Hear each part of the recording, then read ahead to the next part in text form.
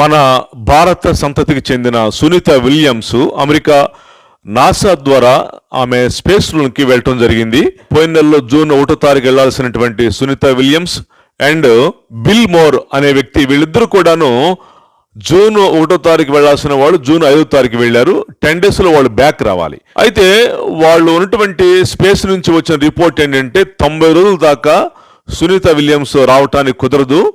ఎందుకంటే ఆమె వెళ్ళిన స్పేస్ క్రాఫ్ట్ స్టార్ లైనర్లో థ్రస్టర్లు లీకేజ్ అయిని ఒక 5 లీకేజీలు వలన హీలియం బయటకు వచ్చి input pumping and output pumping రెండు కుదరట్లేదు.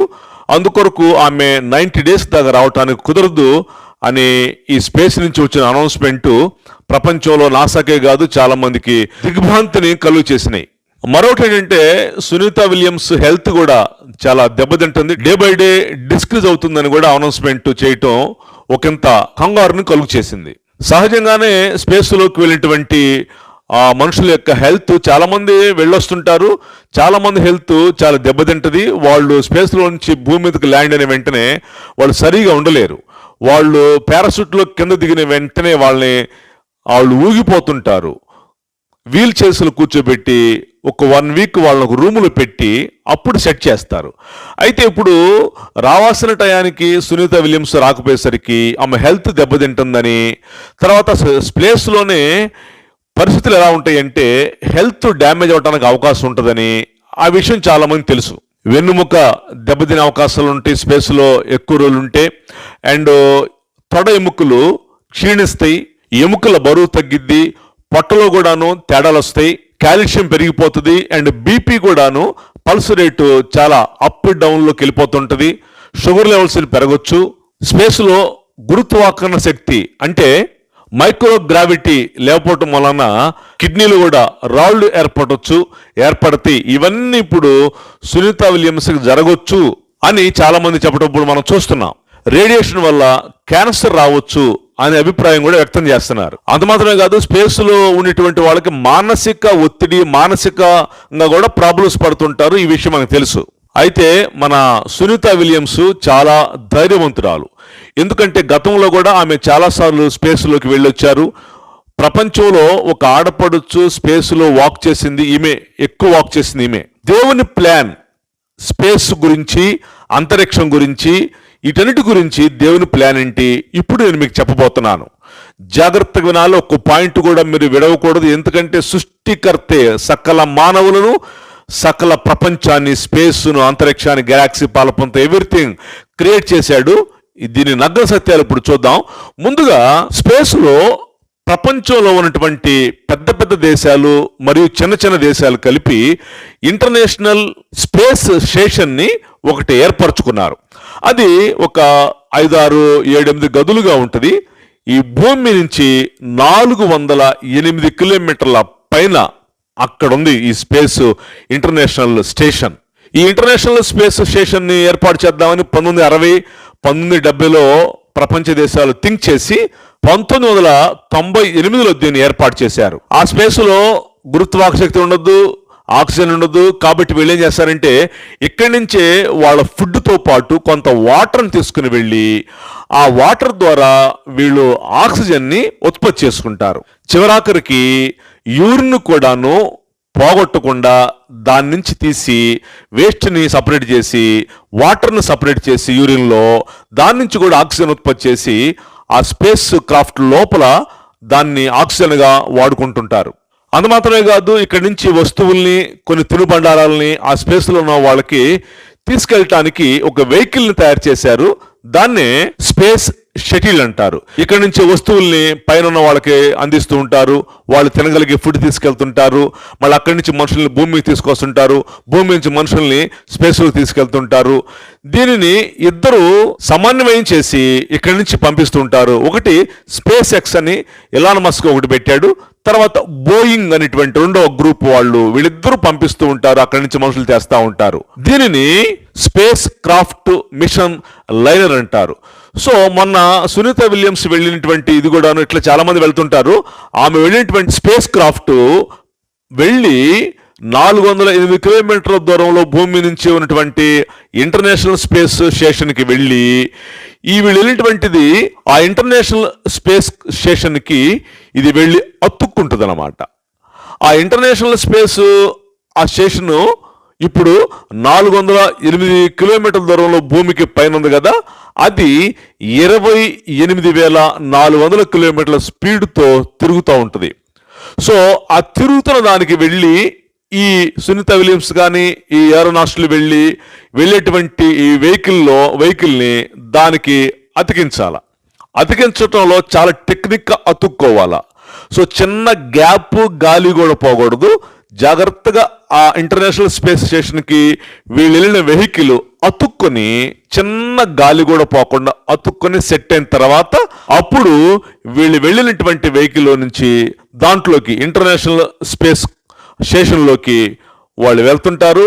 ఆ 5-6 గదుల్లో తిరుగుతుంటారు. ఆల్రెడీ ఇప్పుడు అక్కడ 9 మంది అయ్యారు. ఈ సునీత విలియమ్స్ మరొక ఆయనతో 9 మంది ప్రజెంట్ అక్కడ ఉన్నారు. ఇట్లా చిన్న గాలి కానీ లోపల దూరిందా, ఇన్పుట్ అవుట్ అయిపోయి దెబ్బకి ఆ ఇంటర్నేషనల్ స్పేస్ క్రాఫ్ట్ డ్యామేజ్ అయిపోతుంది. సో అది తొందరలో కూడా డ్యామేజ్ అవబోతుంది. 2030 సంవత్సరం కల్లా అది డ్యామేజ్ అవబోతుందని చెప్తున్నారు. అది డ్యామేజ్ అయితే దాన్ని తీసుకెళ్లి ఎక్కడో పక్కన వదిలేయటమో లేదా ఇసిరి పడేయటమో కిందకు పడేయటమో చేసి మరొక ఇంటర్నేషనల్ స్పేస్ క్రాఫ్ట్ని చేయటం కోసం ప్రయత్నాలు చేస్తున్నారు. అది చంద్రుని మీద కూడా చేయొచ్చని చాలా మంది చెప్తున్నారు. ఆ ఇంటర్నేషనల్ స్పేస్ స్టేషన్లో వాళ్ళు ఉండి అన్నీ చెక్ చేస్తూ ఇప్పుడు దాకా 30 ఏళ్ళ నుంచి పరిశోధనలు చేశారు. ఆ ఇంటర్నేషనల్ స్పేస్ స్టేషన్ బాగా ఉపయోగపడింది జనాలకి. దాన్ని బట్టి అక్కడ పరిశోధన చేసి ఆ స్పేస్లో ర్యాకెట్లు ఉపగ్రహాలు అన్నీ వదిలిపెట్టడం వలన మనం వాడుకునే టీవీల దగ్గర నుంచి ఇంటర్నెట్ వ్యవస్థ, సెల్ ఫోన్లు, ఎవ్రీథింగ్ టెక్నాలజీ బాగా పెరిగిపోయి బ్రహ్మాండంగా వాడుకుంటున్నాం. అది కానీ తేడా వచ్చి అక్కడ కానీ ఏదన్నా బ్లాస్ట్ అయ్యి చిన్న గ్యాప్ ఏదన్నా క్రష్ అయిందంటే టీవీలు పగిలిపోతే, cell phone out, internet out, everything out. కాబట్టి అక్కడికి వెళ్ళి ప్రయోగాలు చేసి అన్ని దేశాల వాడు అక్కడ కూర్చొని ఇంటర్నేషనల్ స్టేషన్ అందరికి సంబంధించింది కాబట్టి కొన్ని పనులు చేసి స్పేస్లో ఎవరి గ్యాప్లో వాళ్ళు తీసుకెళ్ళి 28,000 కిలోమీటర్ల స్పీడ్తో ఆ ఇంటర్నేషనల్ స్పేస్ స్టేషన్ తిరుగుతూ మధ్యలో ఈ శాటిలైట్ని దించి వచ్చి ప్రయోగాలు చేసి సక్సెస్ అయ్యి మానవాళికి ఉపయోగకరంగా ఉంటుంది. ఇంతవరకు మీకు అర్థమైంది. అయితే ఈ సునీత విలియమ్స్ గారికి ఏమీ కాకూడదని మనం కోరుకుంటున్నాం, రైట్? అయితే ఇక్కడి నుంచి ఆ వెళ్ళినటువంటి ఆ ఎయిర్ క్రాఫ్ట్ ఏదైనా తేడా వచ్చి ప్రాబ్లం అయితే ఇక్కడి నుంచి కూడా మరొక ఎయిర్ క్రాఫ్ట్ని అక్కడ పంపించి ఆమెను సేఫ్గా తీసుకురావచ్చు.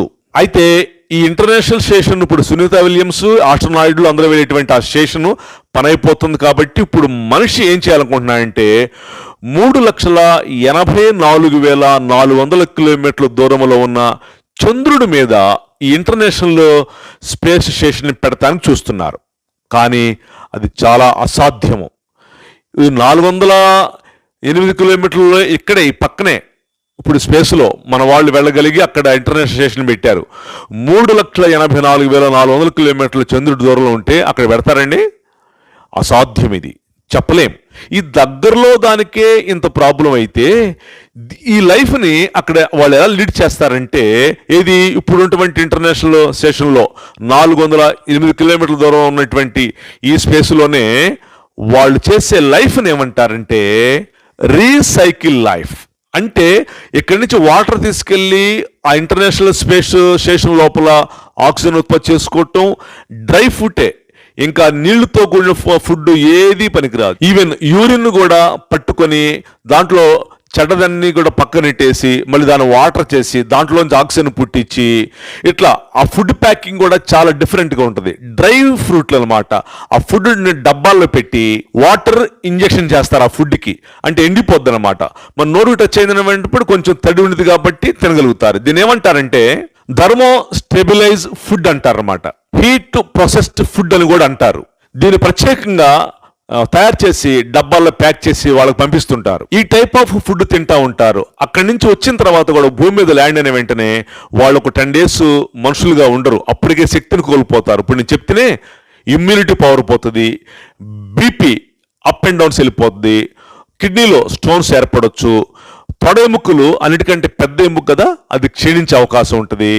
పొట్టలో అనేక మార్పులు వస్తాయి, లోపల డైజెషన్ పేగుల్లో అనేక మార్పులు వస్తాయి, బరువు తగ్గిపోతారు, మానసిక ఒత్తిడి పెరిగిపోతుంది, హార్మోనుల్లో విపరీతమైనటువంటి తేడాలు వస్తాయి. ఇట్లా ఫుడ్ విషయంలో కానీ హెల్త్ విషయంలో అనేక మార్పులు భయంకరంగా వస్తాయి. ఈ స్పేస్ నుంచి మళ్ళీ బ్యాక్ వచ్చే లోపు వాళ్ళు వచ్చేటువంటి వెహికల్ మరొక వెహికల్కి ఈ స్పేస్లో ఉన్న వాటికి కానీ గ్రహ శకలానికి గుద్దుకొని కానీ తప్పించలేకపోతే మరొక దానికి గుద్దుకోవచ్చు. గతంలో గుద్దుకొని మన ఇండియా వ్యక్తి కల్పనా చావ్లా అనేటువంటి సహోదరి అలాగే చనిపోయింది. ఇన్ని ప్రాబ్లమ్స్ ఉంటాయండి. ఎక్కడా ఇప్పుడు నేను చెప్పిందంతా ఎక్కడ వరకు స్పేస్.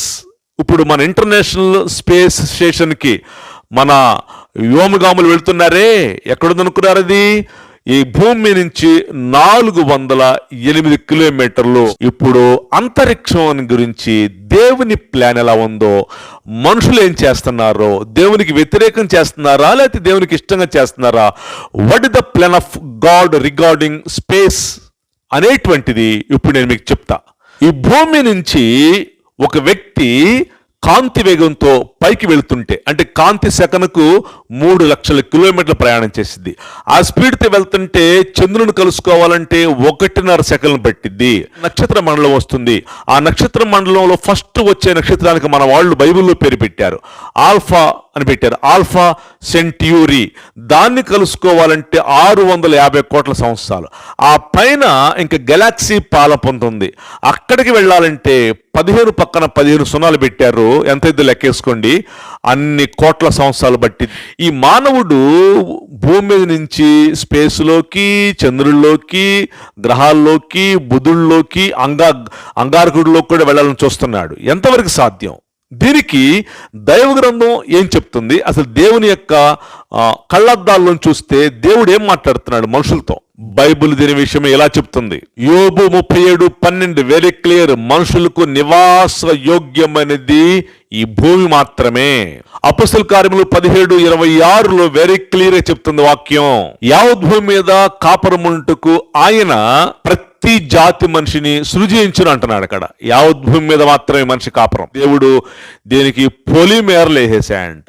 పొలిమేరలు దాటావంటే నువ్వు you unable to live on that space and another planet.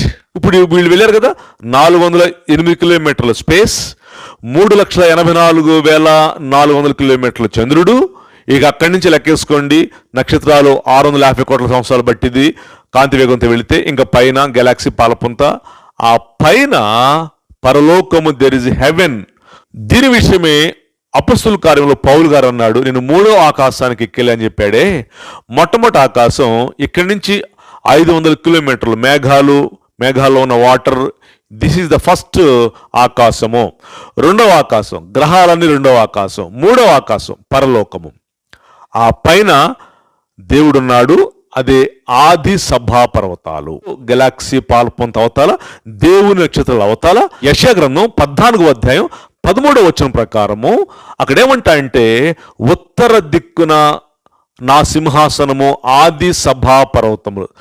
That is the place of God of Jehovah. యెహోవా దేవుడు కూర్చునే సింహాసనం అది. ఆ సింహాసనం మీద పడేసేసి లూసిఫర్ గాడు అది కూర్చోవాలని చూస్తే అక్కడి నుంచి పడేశాడు. అక్కడికి వెళ్తాం రేపు మనం. ఇంత సృష్టికర్త ఎట్లా చేశాడు దీన్ని? ఎప్పటి నుంచి ఉన్నాడు అసలు ఆయన ఎలా కలిగాడు? Who made God? ఇంత చేయటానికి ఆయనకి బలం ఎక్కడది? పైకి వెళ్ళిన తర్వాత అడుగుదాంలే, అక్కడ చెప్తాడు. Praise lord.